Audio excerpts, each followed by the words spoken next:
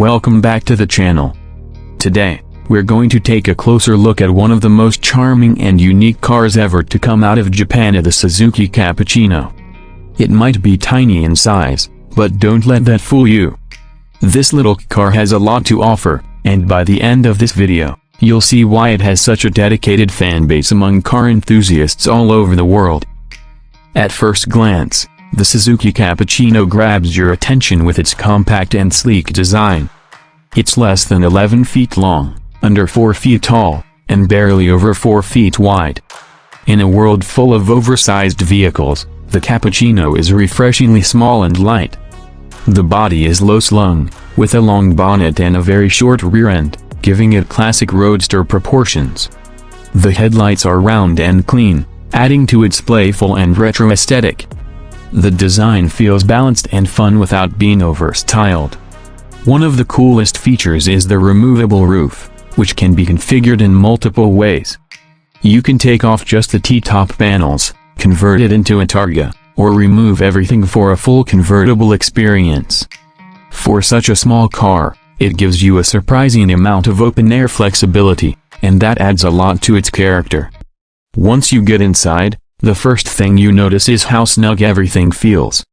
And that makes sense, because the Cappuccino was built to comply with Japan's car regulations, meaning it had to stick to strict size and engine limits. But Suzuki really made the most of the space. The two seats are bolstered enough to keep you comfortable on longer drives while still hugging you during spirited cornering. The dashboard is simple and driver-focused, with analog gauges that are easy to read and give off a classic sports car vibe. Everything is laid out logically. There are no unnecessary buttons or distractions, just the essentials. That's part of the Cappuccino's charm. It's a pure, honest driving experience without all the clutter you get in more modern cars. There's not a lot of room to store things, though. The glove box is tiny, door pockets are almost non-existent, and the trunk is only big enough for a couple of small bags. But again, this isn't the kind of car you buy for practicality. Now, let's talk about where the Cappuccino really shines as a performance. It's powered by a 657cc 3-cylinder turbocharged engine, which might sound incredibly small, but remember, it was built to meet car regulations in Japan. That engine makes 63 horsepower, which is the legal limit for cars. But here's the thing, the Cappuccino only weighs around 725 kilograms, or about 1,600 pounds. That means it doesn't need a ton of power to feel quick and responsive. The engine revs happily up to the red line, and the turbo gives it a nice little boost of torque. Paired with a slick shifting 5-speed manual transmission, it's an absolute joy to drive. Every gear change feels direct and mechanical in the best way. The steering is light but surprisingly communicative, and the car's 50-50 weight distribution makes it incredibly balanced through the corners. It has a front mid-engine, rear-wheel drive layout, just like much more expensive sports cars. Combine that with the low center of gravity, and you've got a recipe for some seriously fun driving. It's not a fast car by today's standards. 0 to 60 takes around 8.5 to 9 seconds. But that's not what the Cappuccino is about. It's not a car you take to the drag strip. It's a car you drive for the feel, for the sensation, and for the way it connects you to the road. You don't need to be doing triple-digit speeds to enjoy it. In fact, you'll probably have more fun in this car at 60 km/h than you would in some supercars at twice that speed. That's the magic of the Cappuccino. It brings back the joy of simple, lightweight, analog driving. As for the price, the Suzuki Cappuccino was originally released in the early 1990s in Japan, and it wasn't officially sold in many international markets.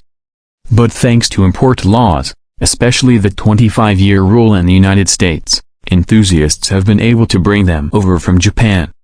Today, the price of a Suzuki Cappuccino can vary quite a bit depending on the condition, mileage, and how well it's been maintained. On average, you're looking at anywhere between $8,000 and $15,000 for a good example. Some rare, low-mileage models or those with tasteful modifications might go for a little more. it's still relatively affordable compared to most classic or collector cars, and it offers a ton of value for what you get. Insurance and maintenance are generally on the lower side too, and fuel economy is excellent, usually around 40 miles per gallon. One thing to keep in mind is that some parts can be tricky to source, depending on where you live. But with a growing community around these cars, and more parts being reproduced or imported, that challenge is becoming less of a barrier. And honestly, when you drive one, it's worth the effort. The attention you get is incredible. People stop to take pictures, ask questions, and smile when they see it. It's rare, it's fun, and it's unlike anything else on the road. So if you're looking for a unique, head-turning little sports car that delivers pure driving fun without draining your wallet, the Suzuki Cappuccino should absolutely be on your radar. It's one of those cars that just makes you happy every time you take it out for a spin. Thanks for watching, and if you enjoyed the video, hit that like button, subscribe for more car content, and drop a comment telling us which car you want to see next.